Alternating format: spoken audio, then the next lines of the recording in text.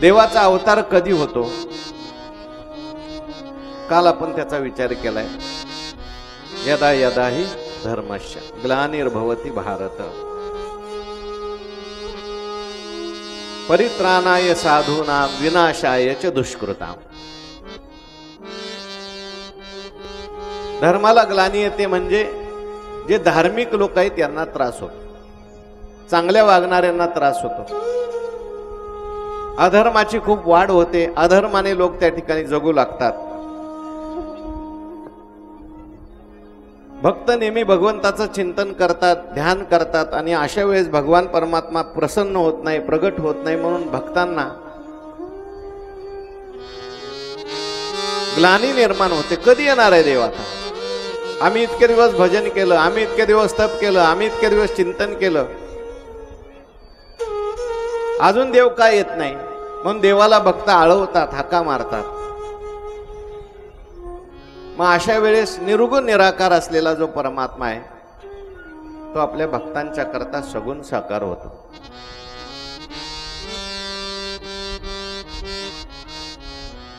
ज्याला नामरूप नाही असा परमात्मा नामरूप धारण करतो. असं नामरूप धारण करतो की त्या नामरूपाच्या माध्यमातून आपल्याला या संसारातून तरून जाता येतं.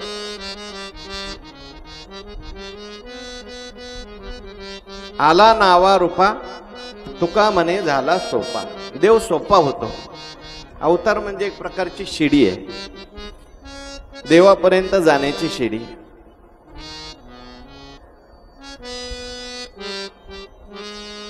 तसं पाहायला गेलं तर देवाने नुसता संकल्प केला तरी जगातले सगळे दुष्ट मरून जातील की नाही? देवाने नुसता संकल्प केला दुष्ट मरणार नाही, मग देवाला अवतार घ्यायची काय गरज? दुष्टालाच मारायला करता यायचं असेल तर मग देवाला यायची काय गरज आहे? काही संतांनी असा भाव सांगितला, जर देवाच्या संकल्पाने लोक मेले, दुष्ट लोक, तर दुष्ट लोकांना सुद्धा असं वाटणार नाही आपण वाईट वागलो म्हणून मेलो. कशामुळे गेले? लोक म्हणते ते कोरोनामुळे मेले, आणखीन कशाने मेले. आणि भक्तांना सुद्धा त्या ठिकाणी प्रोत्साहन मिळणार नाही. भगवान परमात्मा जो येत असतो तो केवळ दुष्टांना मारण्याकरता नाही, परित्राणाय साधूना म्हणजे साधू जे आहेत त्यांना भक्ती करता यावी, चिंतन करता यावं, सगुण रूपाचं त्या ठिकाणी ध्यान करता यावं म्हणून लीला चरित्र करायचं असतं. आणि दुष्टांना सुद्धा दहशत बसावी, आपण जर सज्जनांना त्रास दिला, अधर्माने वागलो तर आपल्याला त्या ठिकाणी मारायला येणार आहे. आणि म्हणून भगवान परमात्मा अवतार धारण करतात.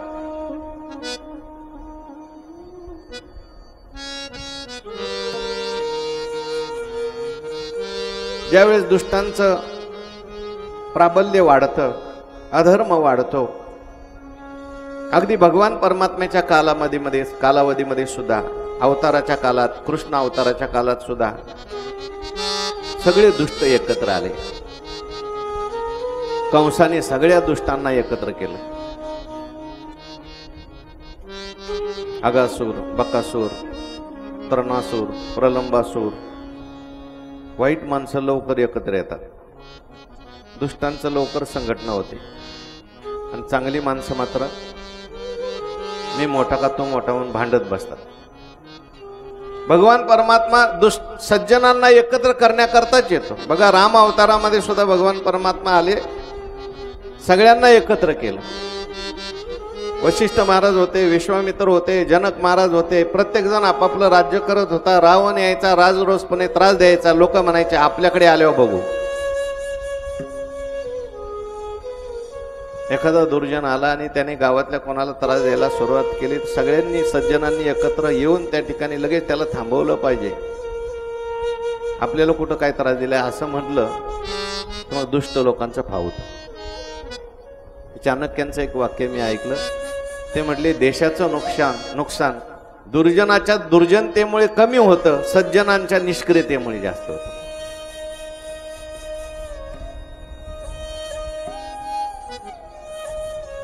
म्हणून भगवान परमात्म्याने सगळ्यांना एकत्र केलं, तसं भगवान परमात्मा कृष्ण परमात्मा सुद्धा आले सगळ्यांना एकत्र करण्याकरता. अगासूर, बकासूर, कंसाने सगळे एकत्र केले. आपल्या बापाला तुरुंगात टाकला आणि गादीवर बसला आणि दुराचार करू लागला. आणि मग कंसाचं राज्य, ज्याने ज्याने देवाला बळ मिळतं, परमात्म्याला बळ मिळतं, ते सगळं बंद केलं कंसाने. आपण काल पाहिले, यज्ञ बंद पडले, कीर्तन बंद पडले, सप्ताह बंद पडला. कंसाचा राज्यामध्ये याला किंमत नाही बरं का. हे सगळं बंद करायला होतं कंस. पण कंसाच्या हातात कधी राज्य देऊ नका. पारतंत्र्य जर असेल, दुष्टांची सत्ता असेल, काय त्रास भोगावा लागतो ज्यांनी भोगलंय त्यांना विचारा. आपल्या भारत देशावर 1200 वर्ष मुघलांनी राज्य, काय त्रास होता त्यावेळेस.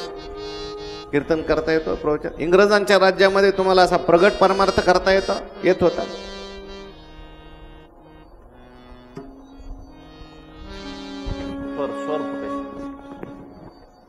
त्या ठिकाणी कंसाचं राज्य त्या ठिकाणी वाढवायला त्याने सुरुवात केली. सज्जनांना त्रास द्यायला सुरुवात केली. यज्ञ बंद पाडले. पापी जे अभक्त दैत्य जे मातले, धरणीशी झाले ओझे त्यांचे.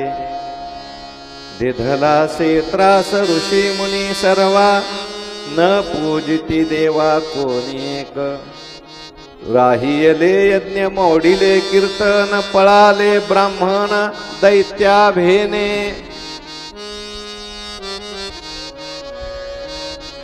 आणि मग पृथ्वीवर जिकडे तिकडे पापच पाप झालं. पापाचा भार पृथ्वीला सहन होईना, एवढं पाप झालं. म्हणून पृथ्वी मातेने गायीचं रूप धारण केलं. आणि गायीचं रूप धारण करून गारणं सांगण्याकरता पृथ्वी माता ब्रह्मदेवाकडे गेली. देवाला गारानं सांगायचंय, पण ब्रह्मदेवाकडे गेले.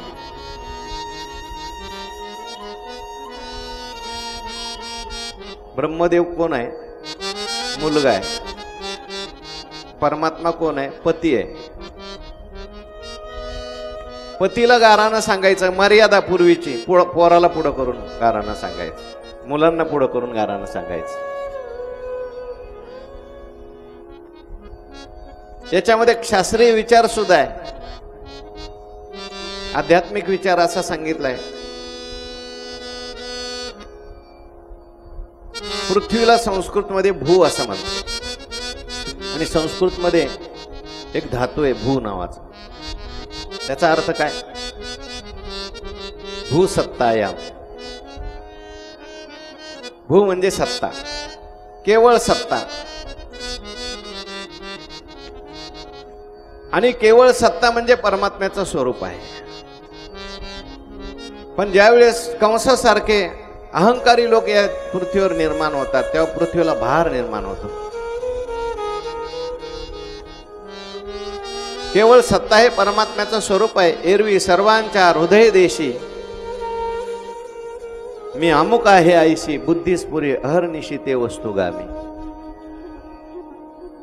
परंतु केवळ सत्ता आहे, तिथे अहंकार निर्माण होतो. कंस म्हणजे अहंकाराचं प्रतीक आहे. आणि अहंकार निर्माण झाला की ते दुःखाला कारणीभूत आहे. अहंकार खवळले आजान, पुढे परमात्मा स्फूर्तीचे स्फुरण, देहाचे मी पण वाढवी असं वर्णन केलंय. कंस हा अहंकार आहे. आणि अहंकार सगळा दुःखाला कारणीभूत आहे. मग अशा वेळेस काय केलं पाहिजे? अहंकार खूप वाढला, दुःख व्हायला लागलं, बाहेरचे उपाय करत बसण्यापेक्षा अंतर्मुख झालं पाहिजे. गायी हे इंद्रियांचं प्रतीक आहे. सगळी इंद्रिय अंतर्मुख झाली. ब्रह्मदेवाकडे गायीचं रूप घेऊन पृथ्वी गेली, म्हणजे सगळी इंद्रिय अंतर्मुख होऊन त्या ठिकाणी विचार करू लागली.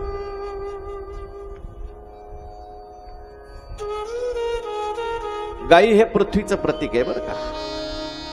म्हणून गाय दुःखी झाली की सगळं जग आपोआप दुःखी झालं समजायचं. म्हणून गाय दुःखी झाली नाही पाहिजे. म्हणून आपले अनेक महात्मे गोसेवा करतात, गायींची सेवा करतात. गाय सुखी झाली तर सगळी पृथ्वी आपोआप त्या ठिकाणी सुखी होईल. ब्रह्मदेवाकडे ती पृथ्वी गेली. गेल्यानंतर ब्रह्मदेवाला गारानं सांगितलं, हा भार मला सहन होत नाही.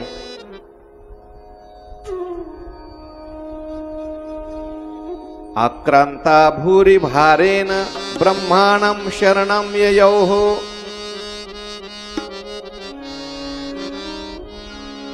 त्या ठिकाणी आता हा भार कोणाला तरी दुसऱ्याला व्हायला सांगा, नाहीतर देवाला तरी बोलवा. ब्रह्मदेवाने सांगितलं काय हरकत नाही, आपण देवाला प्रार्थना करू. पण देवाला प्रार्थना करायची असेल तर सगळ्यांनी केली पाहिजे. एकट्याने केलेली प्रार्थनेपेक्षा सगळ्यांनी केलेली प्रार्थनेचा लवकर प्रभाव होतो. एकट्याने केलेलं भजन आणि एवढ्या सगळ्या मंडपातल्या लोकांनी केलेलं भजन याच्यात फरक आहे. आणि देवाला प्रार्थना करायची असेल तर सात्विक अंतकरणाने करावी लागते. म्हणून सगळ्या देवांना घेतलं आणि ब्रह्मदेव क्षीरसागरामध्ये गेले. असं बोलणं, क्षीरसागर हे सत्वगुणाचं प्रतीक आहे.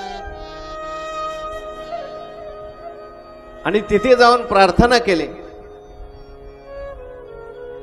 पुरुष सुक्ताच्या द्वारे.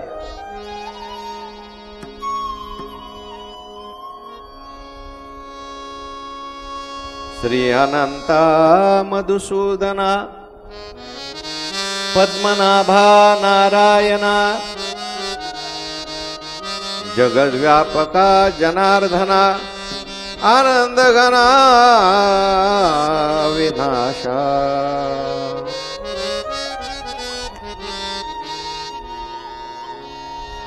आणि मग त्या ठिकाणी भगवंतांनी ती प्रार्थना ऐकली. ऐकल्यानंतर भगवान परमात्म्याने आकाशवाणीच्या द्वारे सांगितलं की आता काही घाबरू नका, मी अवतार धारण करणार आहे.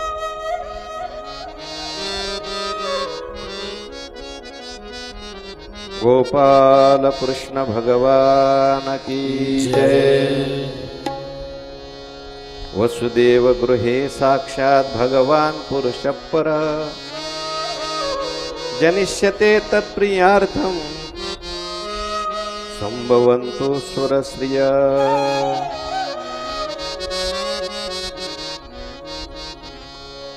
वासुदेव कलानंत सहस्रवदनं स्वराट.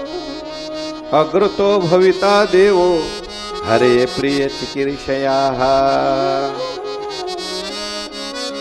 मी अवतार धारण करणार आहे, पण कुठं अवतार धारण करणार आहे? वसुदेव गृहे साक्षात भगवान पुरुष परः जनिष्यते तत्प्रियार्थम संभवन्तु सुरश्रिया.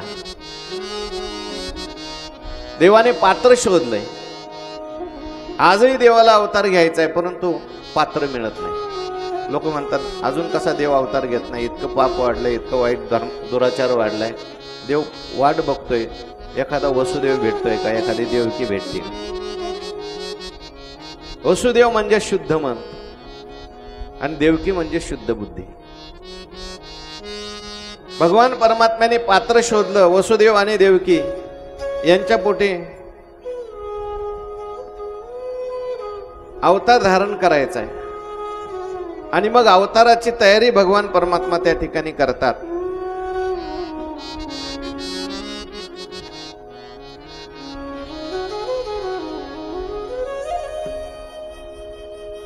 शेष भगवंताला सांगितलंय चला आपल्याला अवतार घ्यायचा आहे. शेषा प्रति बोले लक्ष्मीचा वर. शेषा प्रति बोले लक्ष्मीचा वर. शेषा प्रति बोले लक्ष्मीचा वर. प्रति बोले लक्ष्मीचा वर. चला अवतार घेऊ आता. चला अवतार घेऊ आता.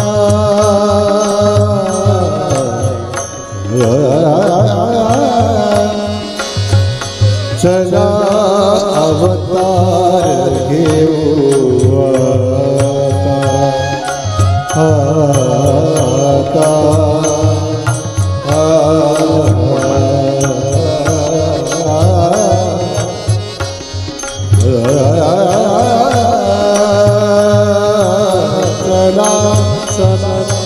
चला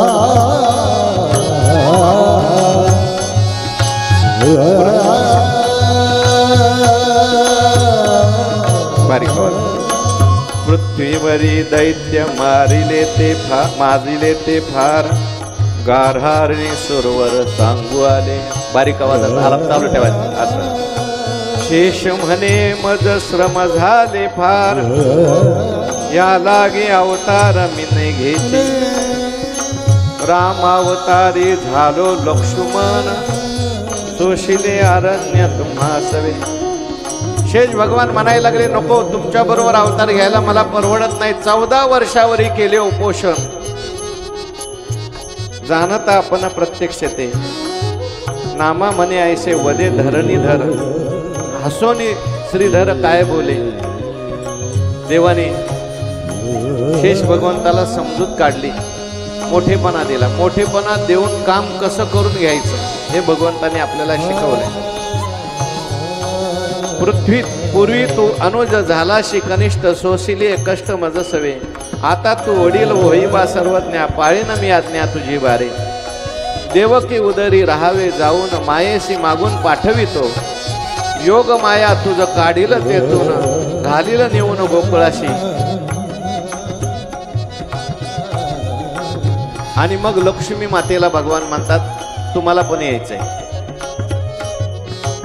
तुम्हाला कौंडिन्यपूरला जायचंय, रुक्मिणी व्हायचंय. आणि भगवान अवतार घेण्याकरता सिद्ध झाले.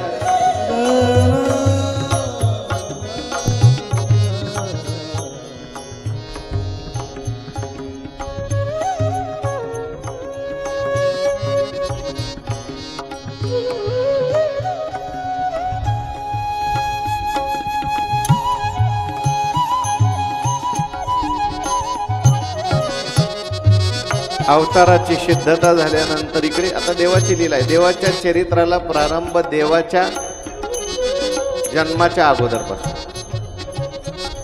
नवे नवे आई वडिलांच्या लग्नापासून चरित्र आहे. काहीतरी अलौकिकता असते त्याच्यात.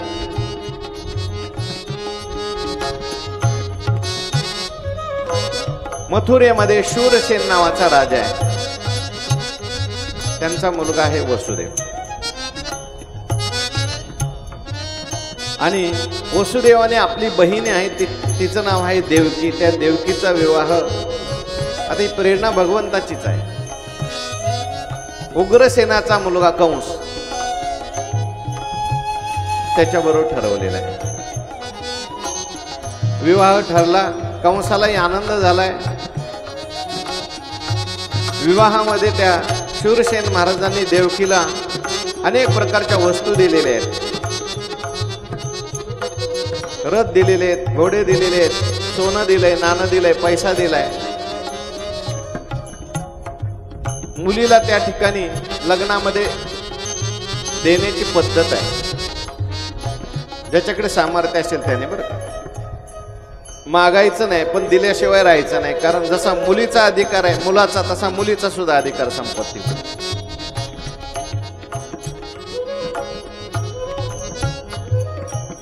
म्हणून अनेक हत्ती घोडे रथ सगळं काही दिलंय. कंसाने फार मोठी पंगत घातलेली आहे, लग्न समारंभ केलेला आहे. कारण कंसाला सगळे लोक नावं ठेवत होते. बापाला तुरुंगात टाकलं आणि स्वतः गादीवर बसला, दुराचार करतोय. म्हणून कंसाने मोठा समारंभ ठेवला आणि सगळ्याला जेव खाऊ घातलं. बऱ्याच वेळेला वाईट वागणारी माणसं सुद्धा मोठं धार्मिक कार्य करताना दिसतात. कशा करता? मान मिळावा, कीर्ती मिळावी. आणि लग्नाची मिरवणूक निघालेली आहे. स्वतः कंस रथात बसलेला आहे, मागे वसुदेव देवकी आहेत. भर चौकात ही मिरवणूक आल्यानंतर आकाशवाणी झाली. देवांनी विचार केला, कंस जर असाच त्या देवकीवर प्रेम करायला लागला तर देवकीच्या पोटी आलेला भगवान कंसाला कशाला मारेल. यांच्यात काहीतरी वितुष्ट आणलं पाहिजे, यांच्यात काहीतरी भांडण केलं पाहिजे एकदम. त्या ठिकाणी आकाशवाणी झाली, हे दुष्ट कंसा, ज्या देवकीवर तू प्रेम करतोयस हिचा 8वा गर्भ जो आहे तो तुला त्या ठिकाणी मारणार आहे. असं ऐकल्यानंतर मात्र कंस त्या ठिकाणी सगळी वाद्य बंद केली आणि कंस रागवला.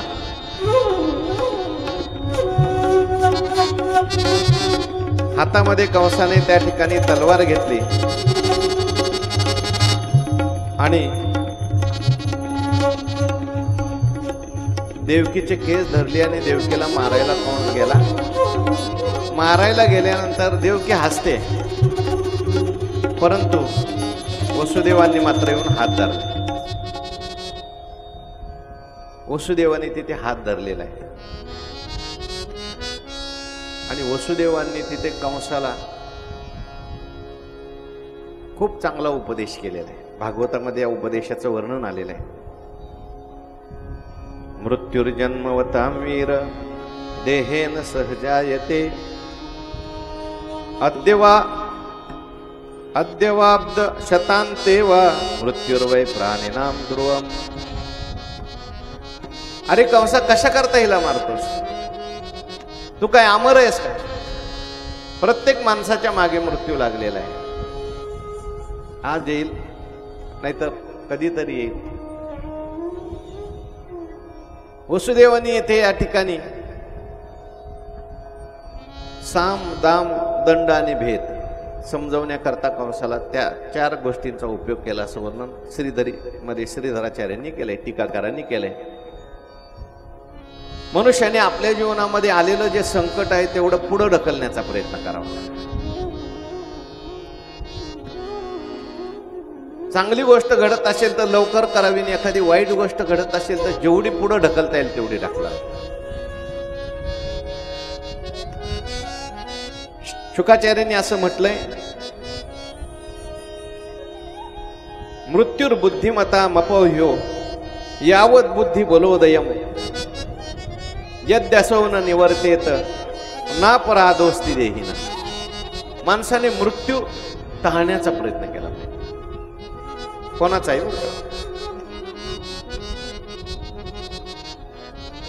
कारण मनुष्य जीवनातला एक एक क्षण इतका महत्वाचा आहे. म्हणून जेवढा मृत्यू आपल्याला पुढे ढकलता येईल तेवढा ढकलायचा, प्रयत्न करता येईल तेवढे प्रयत्न करायचे. एक क्षण जरी आपल्याला मिळाला राम म्हणलं तर मुक्ती मिळू शकते. हा, आपण खूप प्रयत्न केले आणि मृत्यू आला तर मग आपल्याला दोष लागत नाही. पण आपण जर प्रयत्न केले नाही मृत्यू टाळण्याचा आणि जर मृत्यू आला तर त्याचा आपल्याला दोष लागतो. वडील आजारी आहेत आणि डॉक्टरने सांगितलं यांना आता कॅन्सर झालेला आहे, फार दिवसाची सोबती नाही. मग मुलांनी काय केलं म्हटलं, आता कधी असंही मरणार आहे तसंही मरणार आहे म्हातारा, कशाला दवाखान्यात नाही, कशाला औषधोपचार करा. असं जर केलं तर त्या मुलाला दोष लागेल. मरेपर्यंत त्याने औषधोपचार करायचे, मरेपर्यंत त्याला पुढे ढकलण्याचा प्रयत्न करायचा. कोणी असू द्या, घरातला आई असू द्या, आपल्याला स्वतःला सुद्धा आपण आजारी पडलो तरी सुद्धा औषध घ्यायचं, उपचार करायचा आहे. का? कारण जोपर्यंत देह आहे तोपर्यंत साधन भजन चिंतन करता येतं. म्हणून माणसाने मृत्यू टाळण्याचा प्रयत्न केला पाहिजे. यद असो न निवर्तेत नापराधोस्ती देहिना म्हटलंय. म्हणून वसुदेवाने हात धरलाय आणि वसुदेवाने साम दाम दंड भेद. कंसाला पहिल्यांदा तत्वज्ञान सांगितलंय, पण आता कंसाला काय तत्वज्ञान कळणार आहे? दुष्ट माणसाला तत्वज्ञान सांगून उपयोग होत नाही, दुराचारी माणसाला चांगलं सांगून उपयोग होत नाही. अरे कशा करता हिला मारतो, ही तुझी बहीण आहे. देवकी म्हणायला लागली, दादा आतापर्यंत तू खूप माझ्यावर प्रेम करत होता ना, आताच काय झालंय, एकदम माझ्या अंगावर तलवार घेऊनच आला. कंस म्हणायला लागला, काय सांगू ताई, तुझा 8वा मुलगा मला मारणार आहे. आणि मला मरणाची भीती वाटते, म्हणून मी तुला मारायला आलो. मनुष्य जो दुसऱ्यावर प्रेम करत असतो तो दुसऱ्याकरता करत नसतो, आपल्याकरता करत असतो. सुरवर मुनिवर सबकी रीती, स्वार्थ लागी करही सब प्रीती. लोक स्वार्थाकरता प्रयत्न करत असतात, म्हणून माणसाने नेहमी लक्षात ठेवलं पाहिजे. एक संत देव सोडले बाकी सगळे लोक जे प्रेम करत असतात ते स्वार्थाकरता. जर बरवा चाले धंदा तो बहीण म्हणे दादा. स्वार्थ मध्ये आला, भाऊभाऊ एकमेकाच्या जीवावर उठतात, बहीण भावात वितुष्ट निर्माण होतात.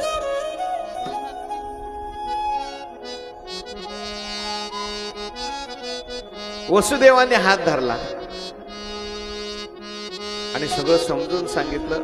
शेवटी ऐकत नाही, लक्षात आलं, तत्वज्ञान सांगून ऐकत. अरे ज्याचं त्याचं प्रारब्ध आहे, ठरलेलं असतं, मनुष्य मरत असतो.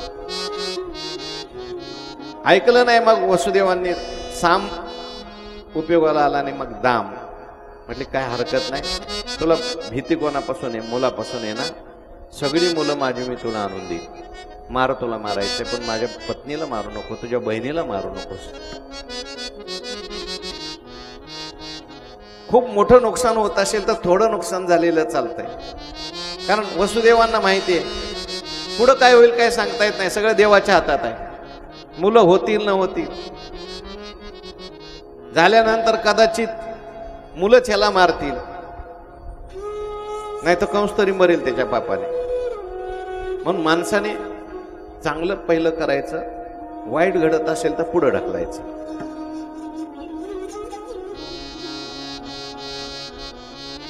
आणि वसुदेवांचा स्वभाव इतका चांगला होता, वसुदेवांचं वागणं एवढं चांगलं होतं की कंसाने सुद्धा वसुदेवांच्यावर विश्वास ठेवला आणि सांगितलं काय हरकत नाही, मी तुम्हाला सोडून देतो, यांना सगळ्यांना बंदीखान्यात ठेवा, कैदेत ठेवा, मला मुलं आणून दे. कंसाने विश्वास ठेवला. या कथेमध्ये आणखीन एक भाव सांगितला काही महापुरुषांनी. म्हटले वसुदेव, आपलं कंस आणि देवकी वसुदेव यांचं खूप चांगलं चाललेलं होतं, पण यांचं चांगलं चाललेलं वरच्या देवांना आवडलं नाही. देवांनी विघ्न निर्माण केलं आकाशवाणीच्या द्वारे आपल्या स्वार्थाकरता. कारण आता कंसाला मारायचंय आणि कंस जर असा देवकीवर प्रेम करायला लागला, यांचं जर चांगलं चाललं तर मग आपला फायदा कसा काय होईल. काही संतांनी असं सांगितलं, वरचे जे आहेत त्यांना खालच्यांचं चांगलं चाललेलं आवडत नाही, मग ते खालच्यांच्यात भांडणं लावून देतात, खालचे भांडत बसतात आणि वरचे परत एक होतात. म्हणून खालच्यांनी लक्षात ठेवलं पाहिजे, भांडायचं तरी कायम भांडायचं नाही. हे वरचे कधी एक होतील काय सांगता येत नाही. कशा करता आपण जन्मभर भांडत बसायचं. आणि मग आता पुढे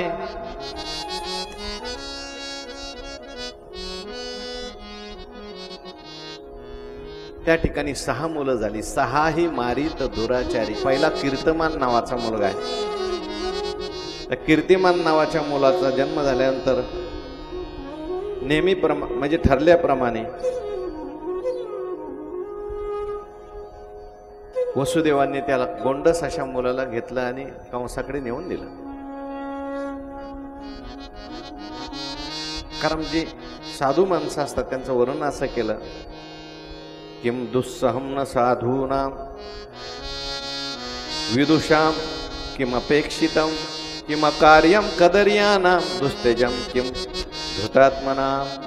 देवकीने सुद्धा सगळी मुलं दिली आणि वसुदेवाने सुद्धा सगळी मुलं दिली. कारण का, याने 6च्या 6 मुलं मारली असं म्हणतात. आपल्याला सगळ्यांना माहिती आहे, पहिला मुलगा कीर्तिमान परत दिला तर त्या नारद महर्षी भेटले आणि नारद महर्षींनी कंसाला सांगितलं, बाबा पहिला 8वा होऊन येऊ शकतो.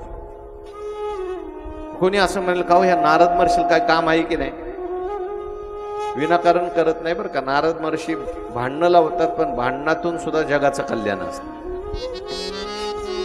पण कोणालाही नारद महर्षीची उपमा द्यायची नाही. पुण्य सारा वया भेटे देव ऋषी, वधी बाळकाशी ठेवू नको म्हटलं. आणि आपली 6 मुलं दिली.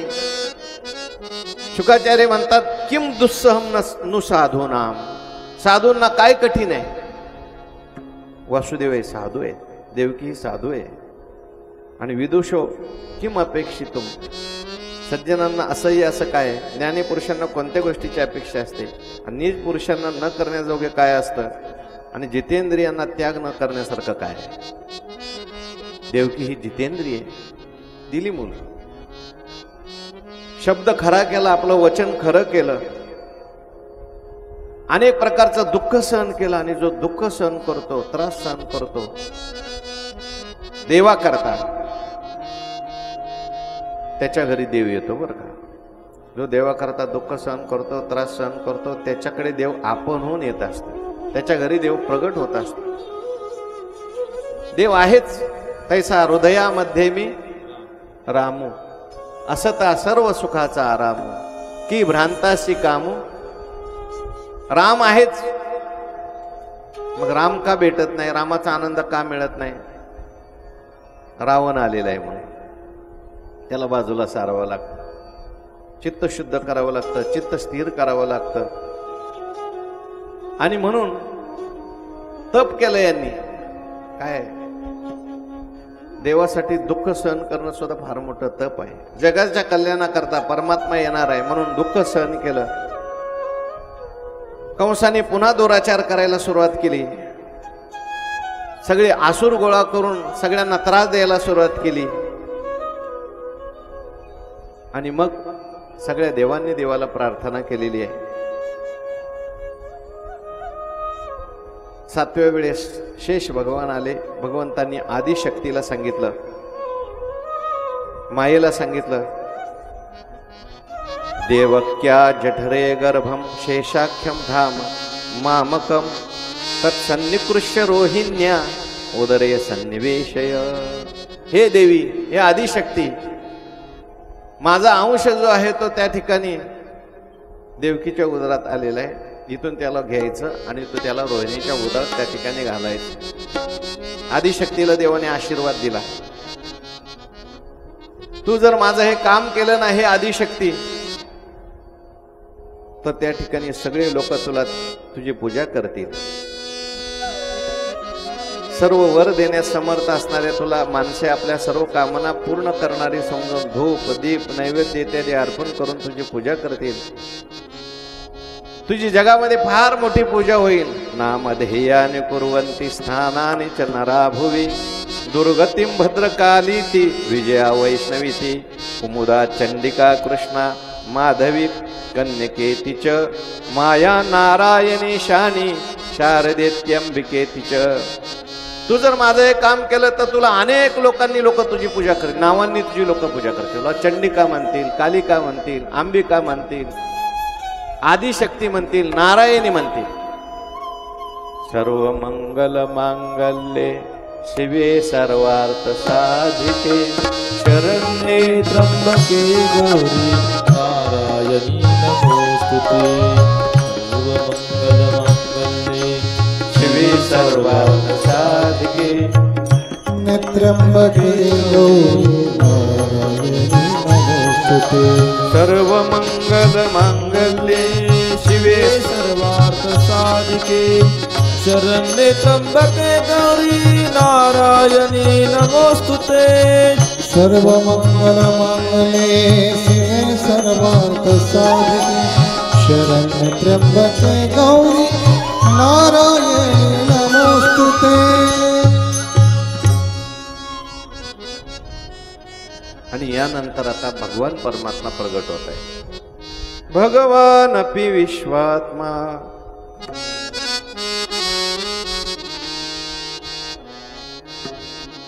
भगवान अपि विश्वात्मा भक्तानाम भयंकरः आविवेशांश भागेन मनानकदुंधुभे.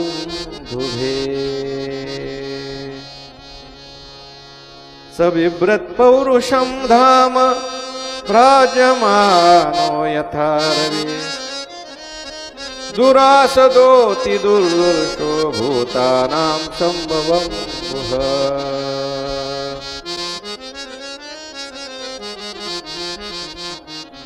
भगवान परमात्मा, भगवान अपि सर्वात्मा, भगवान अपि विश्वात्मा, भक्तानां अभयंकर। जो विश्वात्मा आहे, व्यापक आहे आणि भक्तांना अभय देणं आहे, विश्वरूप आहे। त्या भगवान परमात्म्याने आविवेशंश भागेन मन आनक दुंदुभे। अंश भागाने भगवान परमात्मा वसुदेवाच्या मनात गेले। आनक दुंदुभे, वसुदेवाला आनक दुंदुभे म्हणतात, नाव आहे। कारण जेव्हा वसुदेवजी जन्माला आले होते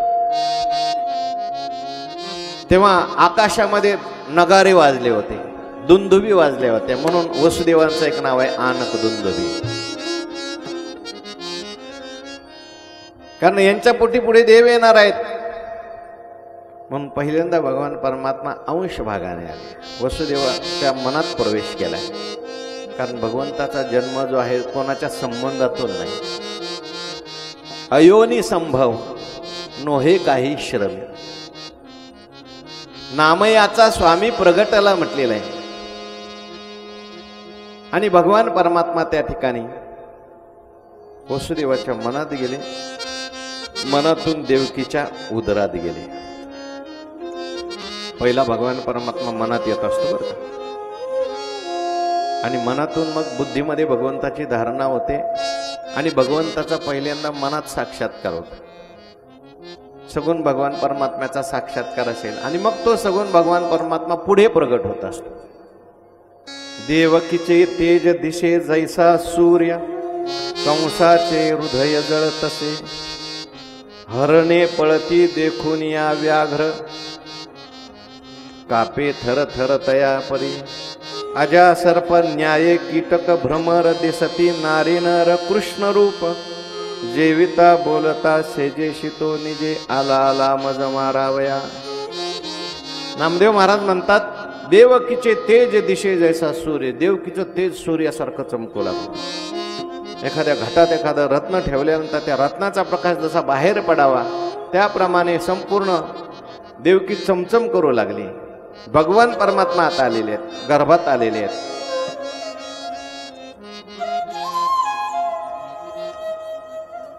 आणि त्या ठिकाणी कंस मात्र भीतीने ग्रासलेला आहे। आता मला भगवान परमात्मा येईल, मारेल, अशी भीती त्याला लागलेली आहे बरं का। भीतीच्या निमित्ताने त्याला ध्यान घडू लागलंय। अजा सर्प न्याये कीटक भ्रमर, जशी जी कीटकी असते, भ्रमरी असते, त्या कीटकाला आणते आणि त्या कीटकाला भीती वाटते आणि तो कीटकच भ्रमरी होतो, असं कंसाचं झालेलं आहे वर्णन केलं। भगवान परमात्मा येणार म्हणून सगळे स्वर्गातले देव आलेले आहेत आणि देवांनी त्या ठिकाणी भगवंताची स्तुती केली, याला गर्भस्तुती असं म्हटलं। वास्तविक पाहता सगळीकडे गर्भाची किंवा गर्भातल्या जीवाची निंदा केलेली आहे, काय सांगो गर्भेची यातना, पण इथे मात्र गर्भस्तुती नावाचं प्रकरण आलेलं आहे। देवांनी जी स्तुती केलेली आहे गर्भाची, फार सुंदर स्तुती केलेली आहे, याच्यावर ग्रंथ आहेत आणि त्याच्यात देवाचं वर्णन केलेलं आहे। सत्यम सत्यम व्रतम सत्य परम त्रिसत्यम, सत्यस्य योनी निहितं च सत्ये, सत्यस्य सत्यमृत सत्यनेत्रम, सत्यात्मकं त्वां शरणं प्रपन्नाः।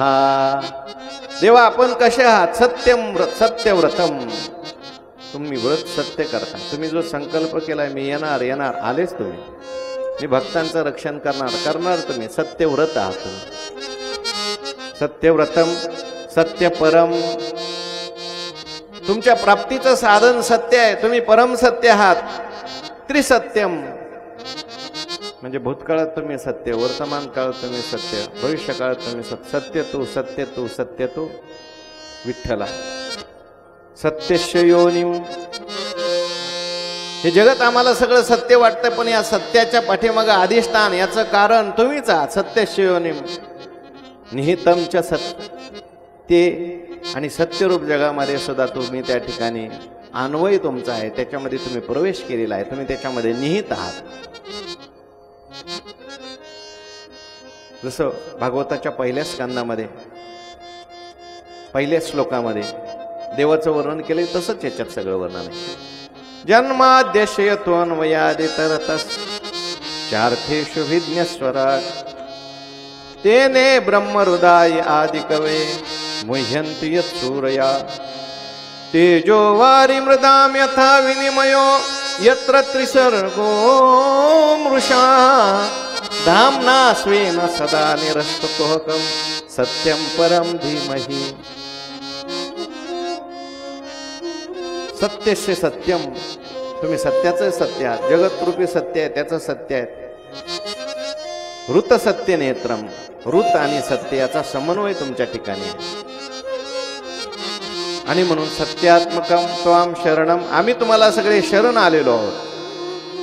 सुंदर अशी गर्भस्तुती त्या ठिकाणी केली. देवांनी स्तुती केल्यानंतर सगळे देवाला प्रार्थना केली, देवा आता लवकर या आणि तुम्ही या जगाचा उद्धार करा, भक्तांचं रक्षण करा, दुष्टांचा नाश करा. आणि नंतर आता भगवान परमात्मा त्या ठिकाणी प्रगट होणार आहे. शुकाचार्य वर्णन करतात, अत सर्व गुणोपेत काल परम शोभन यर्हे वा जन जन्मक्षम शांतर्क्ष ग्रहतारकम. भगवान परमात्मा प्रगट होण्याकरता देश शुद्धी लागते, कालशुद्धी लागते, पात्र शुद्धी लागते. पवित्र देश लागतो, कालही पवित्र लागतो आणि पात्र सुद्धा पवित्र लागतं. भगवान परमात्मा देशामध्ये आले, पवित्र देशामध्ये. मथुरा गोकुळ पवित्र देश आहे. भगवंतांनी काल निवडला. कोणता काळ निवडला? नामदेवरायांनी वर्णन केले. दशरथे मारिला तोची होता मास, दशरथे मारिला तोची होता मास, ते मारिला तोची होता मास. वर्षा ऋतू असे कृष्ण पक्ष, कृष्ण पक्ष, कृष्ण पक्ष. बोला लवकर. वर्ष ऋतू कृष्ण पक्ष, कृष्ण पक्ष, कृष्ण पक्ष.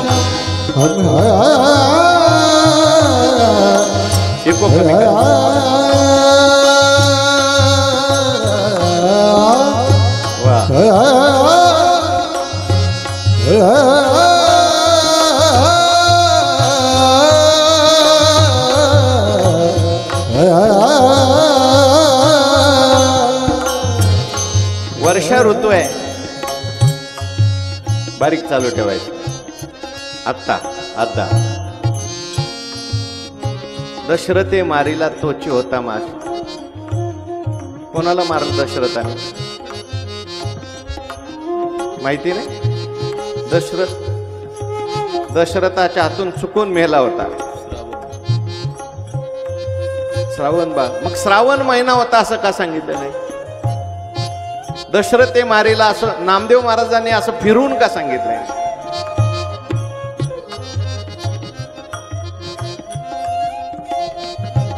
परोक्ष वर्णन केलंय. देवाचं वर्णन करताना परोक्ष वर्णन केलं जातं. श्रावण महिना होता. श्रावणच महिना का? भगवान परमात्मा म्हणतात, जो कोणी माझं श्रवण करील त्याच्या मनोरूपी मथुरेत मी प्रगट होत असतो.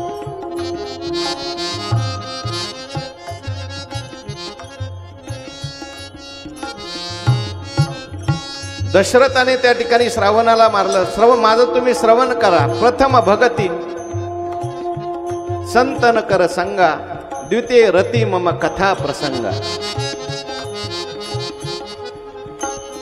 देवाला प्रगट करण्याचं द्वार म्हणजे श्रवण आहे. म्हणून श्रावण महिना आहे. नुसता श्रावण महिनाच नाही, वर्षा ऋतू आहे. पाऊस येतोय. देवाला येणार आहे म्हणून पावसाला सुद्धा आनंद झाला. खरोखरच पाऊस आलाय. यज्ञात भवती पर्जन्य. वर्षा ऋतू कशा करताय, जसा वर्षा काळ आल्यानंतर जिकडे तिकडे सगळं हिरवगार होतं, तसं मी आल्यानंतर आता सगळं या दैत्यांना मारणार, सगळी शांती शांती करणार, म्हणून वर्षा ऋतू. कृष्ण पक्ष का? कृष्ण पक्षात अंधार असतो. अज्ञान रूपी अंधकार दूर करण्याकरता मी येणार आहे. वर्षा ऋतू असे कृष्ण पक्ष. नामदेव महाराज सांगतात बुधवार असे काय वसुनाम तिथी. वसुनाम तिथी म्हटलंय. वसू किती आहेत? 8 वसू आहेत, म्हणून अष्टमी तिथी होती. अष्टमी तिथी का? कारण 8 प्रकारे भगवान परमात्मा म्हटले मी कार्य करणार आहे. बालकृष्ण, लाला कृष्ण, गोपाल कृष्ण, योगेश्वर कृष्ण, राधा कृष्ण असे 8 प्रकारच्या देवाच्या लीला सांगितल्या. अष्टमीला मी येणार आहे. बुधवार, बुध माझ्या वंशातला मूळ पुरुष आहे, त्याचंही नाव त्या ठिकाणी मी उज्ज्वल करणार आहे, म्हणून बुधवार. रोहिणी नक्षत्र आहे. रोहिणी जी आहे ती माझी त्या ठिकाणी आई आहे, दुसरी एक आई आहे, तिचंही नाव चांगलं झालं पाहिजे. आणि हे रोहिणी नक्षत्र हे ब्रह्मदेवाचं नक्षत्र आहे, अजन्म असलेल्या ब्रह्मदेवाचं नक्षत्र आहे. आणि त्या ठिकाणी सगळ्यांना आनंद झालाय. देव येणार. एखादा सामान्य मनुष्य येणार असेल तर लोक तयारी करतात. अमके येणार आहेत, तमके येणार आहेत, रस्ते झाडा, तयारी करा, हार घाला, तोरणं लावा. संत येणार, महाराज येणार, जगाचा बाप येणार आहे, माझा परमात्मा येणार आहे. पृथ्वीला आनंद झालाय, नद्यांना आनंद झालाय, वायूला आनंद आलाय, पंचभूतांना आनंद झालेला आहे. आणि मग त्या ठिकाणी असं वर्णन केलंय,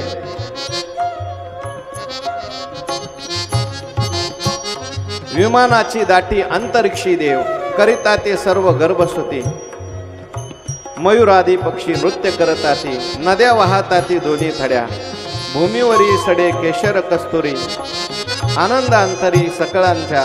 विमानाची दाटी सुरवर येती, गंधर्व गाताती स्वप्तस्वरे. मंद मंद मेघ गर्जना करीते, वाद्य वाजताती नाना परी. नामा म्हणे स्वर्गी नगारे वाजती, अप्सरा नाचती आनंदाने. मोरांना आनंद झाला. भूमीवर आपोआप केशर कस्तुरीचे सडे पडू लागले. मंद मंद सुगंध वायू त्या ठिकाणी वाहू लागला. सगळे ऋषी मुनी त्या ठिकाणी मथुरीच्या दिशेने जाऊ लागले.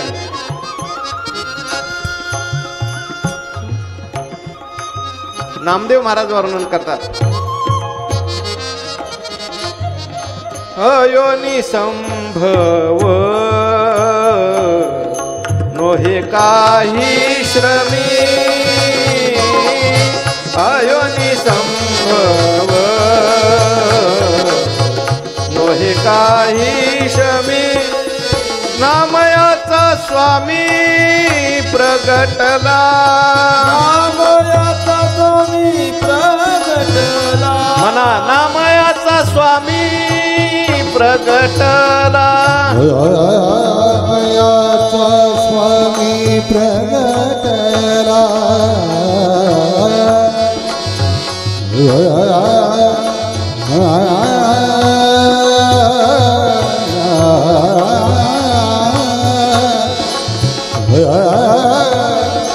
नामयाचा स्वामी प्रगटला, प्रगटला.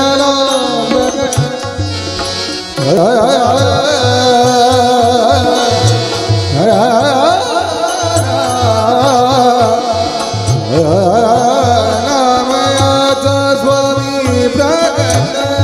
गोपाल कृष्ण भगवान की जय.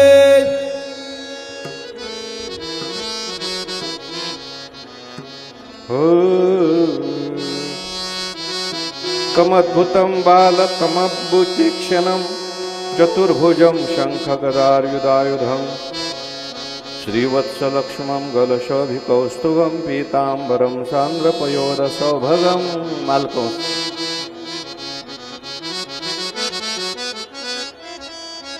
भगवान परमात्मा प्रगट झाले. भगवंताचं सुंदर रूप आहे. तम अद्भुतम बालकम अंबुजेक्षणम म्हटलंय. चतुर्भुज रूपाने, चतुर्भुजम शंख गदायुधम, शंख गदा चक्र, शंख चक्र गदा आणि पद्म हातामध्ये त्या ठिकाणी आहे. दिव्य तेजपुंज शरीर आहे. मेघश्याम वर्ण आहे. कुरळे केस आहेत. किरीट कुंडल आहेत. त्या ठिकाणी श्रीवत्स लक्ष्मम, गाळ्यामध्ये कौस्तुभ मणी आहे आणि छातीवर भगवंताच्या त्या ठिकाणी चिन्ह आहे. हृदयी श्रीवत्सलांचन. असं सुंदर भगवंताचं रूप प्रगट झालं. नामदेव महाराजांनी वर्णन केले कसे होते भगवान परमात्मा. कोटीश आदित्य गोठे एके ठाई तेज रिषादाई उजळल्या. मुकुटावरी रत्न नक्षत्रांचा मेळा, भाळी शोभे टिळा केशराचा. व्यंकटा भ्रुकुटी कमला फार नेत्र, नासिक विचित्र शुकचंचू. विद्युल्यते ऐशी झळकती कुंडळे, अधर कोवळे अरुणोदय. कंबुग्रीव कंठ हृदय वच्छलांचन, ब्रह्मयासी शीन नकळी अंत. चतुर्भुज शंख चक्र गदा पद्म, चिमना मेघश्याम वर्ण ज्याचा. कौस्तुभ निर्मळ वैजयंती माळा, कासे सोनसळा हाटक वर्ण. ऋणझुन वाजताती वाळे, आरक्त वर्तुळ नखी शोभा. ध्वज वज्रांकुश जैशी रात्रोत्पळे, नामा म्हणे डोळे दीपताती. असा भगवान परमात्मा. दिव्य असं भगवंताचं ते सुंदर रूप. सगुण मेघ श्याम लावण्य सुंदर, नामया दातार केशवराज. भगवंताला त्या ठिकाणी पाहिल्यानंतर आनंद झाला. पहिल्यांदा सुरुवातीला वसुदेवांनी भगवंताची सुंदर अशी स्तुती केली. देवा आपण आलात, आपण साक्षात परब्रह्म आहात. प्रकृतीच्या पलीकडलं असं साक्षात पुरुषोत्तम मी जाणलं. आपण केवळ स्वरूप अनुभव गम्य आनंद रूप आहात. आपण सर्व बुद्धीचे एकमेव साक्षी आहात. आणि आपण या ठिकाणी आमच्या घरी प्रगट झालेला आहात. वसुदेवांनी त्या ठिकाणी सुंदर अशी स्तुती केल्यानंतर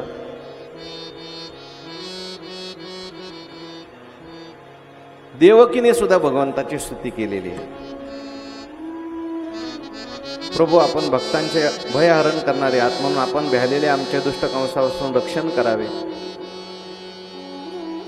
आपण हे दिव्य असं दर्शन आम्हाला दिलेलं आहे. वास्तविक पाहता वेदांनी ज्या रूपाला अव्यक्त सर्वाचं कारण म्हटलंय ते ब्रह्म ज्योती स्वरूप असून समस्त गुण आणि विकार रहित आहे. अनिर्वचनीय निष्क्रिय विशुद्ध सत्तेच्या स्वरूपात आहे. बुद्धी त्याजिकांचे प्रकाशक रूप म्हणजे विष्णू, ते आपण आहात. देवकी सुद्धा परमात्म्याला यथार्थ रीतीने जाणते. आपण परमात्मा आहात, ब्रह्मस्वरूप आहात, बुद्धीच्या पलीकडचे आहात, बुद्धीचे प्रकाशक आहात. पण आमच्यासाठी तुम्ही सगुण झाले, आमच्यासाठी आले. भगवान म्हटले तुम्ही दोघांनी खूप माझी उपासना केली, खूप तपश्चर्या केली. एका जन्मामध्ये तुम्ही स्वयंभू मन्वंतरामध्ये वसुदेवाला भगवान म्हणतात तुम्ही पृष्णी होता. नाही, देवकीला म्हणतात तू पृष्णी होतीस आणि हा वसुदेव तुमचा सुतपा नावाचा पुण्यशील प्रजापती होता स्वयंभू मन्वंतरामध्ये. आणि तुम्ही माझी उपासना केली, मला पुत्ररूपाने या असं म्हटलं होतं. वर मी तुम्हाला दिला होता म्हणून मी तुमचा मुलगा झालो होतो, पृष्णी गर्भ. माझ्यासारखाच तुमच्यासारखाच मुलगा आम्हाला पाहिजे असं तुम्ही म्हटले होते, म्हणून आता माझ्यासारखा मीच आहे. म्हणून मी 3 जन्म तुमच्याकडे घेतले. पहिला तो जन्म, नंतर सुद्धा मी त्या ठिकाणी तो आदिती झाली, वसुदेव कश्यप झाले, त्यावेळेस मी तुमचा पुत्र वामन झालो. आणि आता तिसरा जन्म मी तुमच्या घरी आलेलो आहे. तुम्हाला आता काही काळजी करण्याची काही काळजीचं कारण नाही. आणि भगवान परमात्मा त्या ठिकाणी पाहता पाहता बालरूप भगवंतांनी धारण केलं. काही संतांनी असं वर्णन केलं तर भागवतात ते नाही. देव म्हटले मला वसुदेवाच्या घरी घेऊन जा वगैरे. भागवतात तो श्लोक दिलाय पण तो क्षेपक म्हणून दिलेला आहे.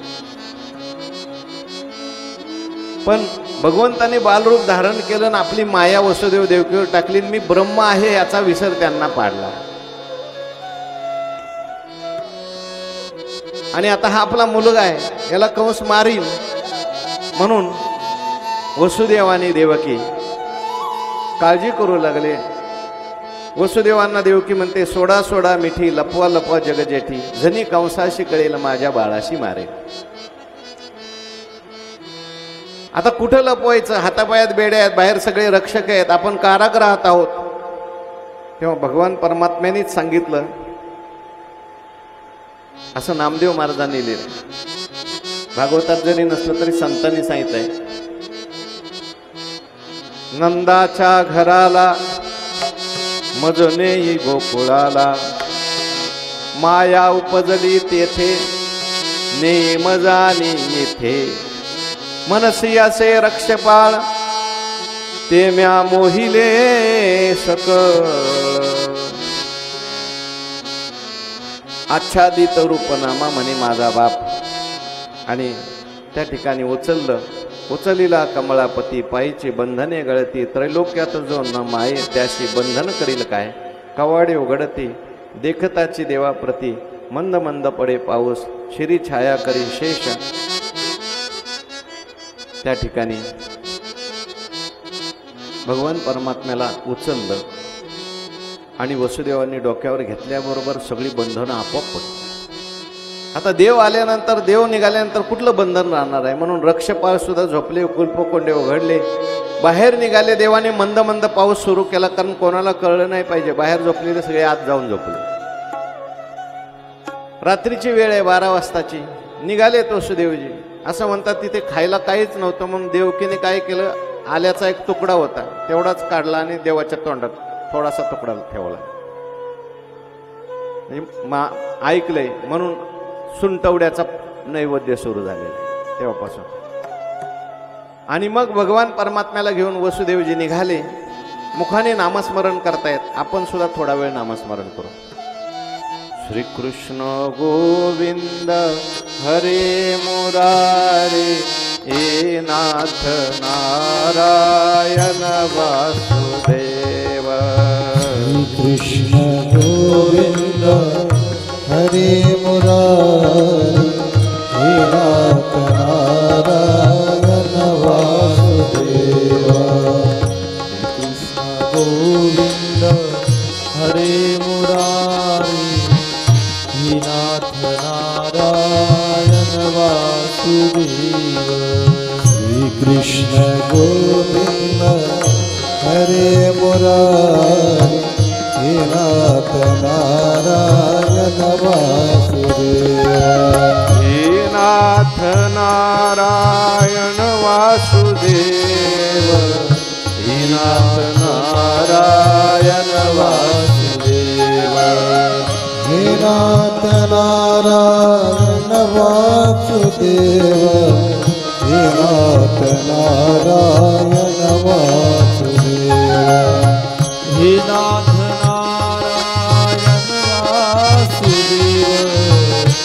नाथ हे नाथ नारायण वासुदेव. हे नाथ नारायण वासुदेव. श्री कृष्ण गोविंद हरे मुरारे हे नाथ नारायण वासुदेव. जय श्री कृष्ण गोविंद हरे मुरारी हे नाथ नारायण वासुदेव. ताळी वाजवा सर्वांनी.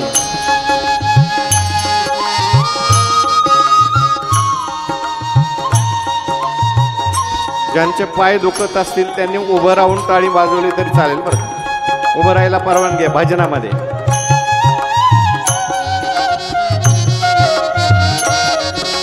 टाळी टाळी कारण तुम्हाला बरंच बसावं लागतं. ज्यांना उभं राहायचं ते उभं राहून टाळी वाजवा.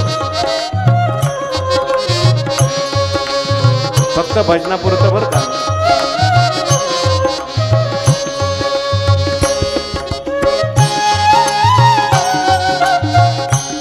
सगळ्यांनी टाळी वाजवा. नुसत्या टाळीचा आवाज ऐकू आला पाहिजे. ऐकू देऊ टाळीचा आवाज. टाळीचा आवाज फक्त ताल दाखवायचा. टाळी टाळी वाजली पाहिजे.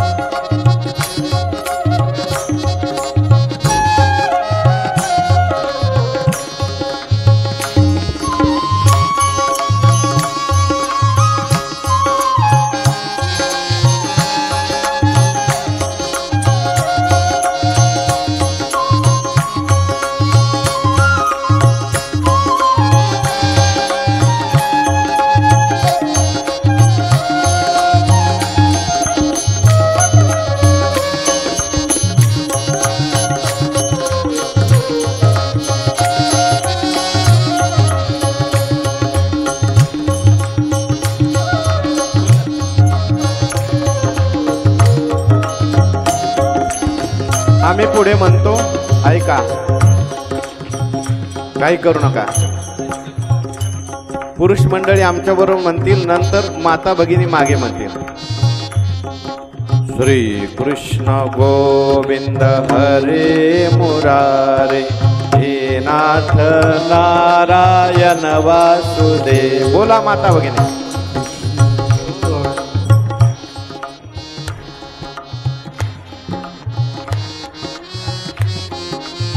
बोला पुढं. श्री कृष्ण गोविंद हरे मुरारे हे नाथ नारायण वासुदेवा.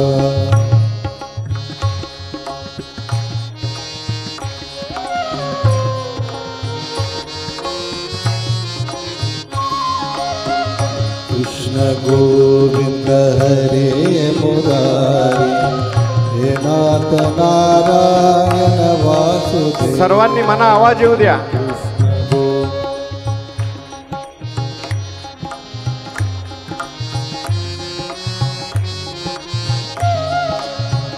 कृष्ण गोविंद हरे मुरारे हे नाथ नारायण. टाळी वाजवा. म्हणा म्हणा सगळ्यांचा.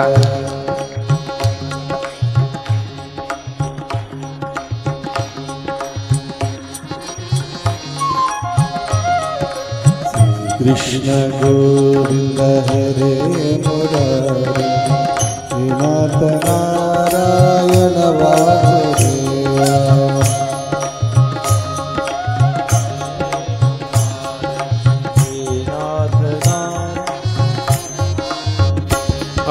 हे नाथ नारायण वासुदेव हे नाथ नारायण वासुदेव. बोला बोला सर्वांनी.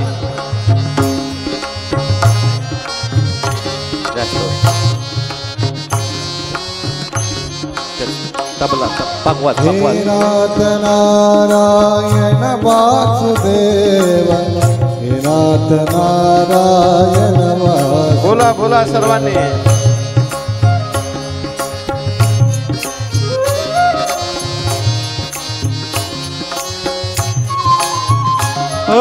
श्री कृष्ण गोविंद हरे मुरारे हे नाथ नारायण वासुदेव. श्री कृष्ण गोविंद हरे मुरारी हे नाथ नारायण वासुदेव. श्री कृष्ण गोविंद हरे मुरारे हे नाथ नारायण वासुदेव. श्री कृष्ण गोविंद हरे मुरारी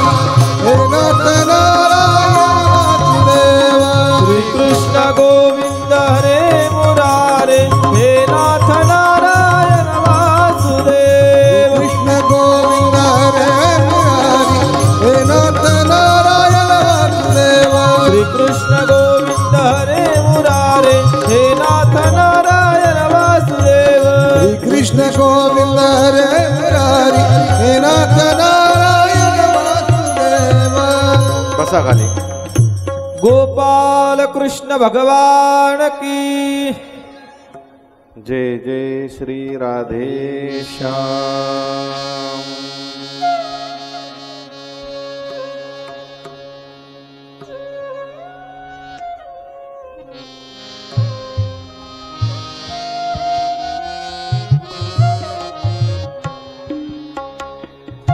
ऐका,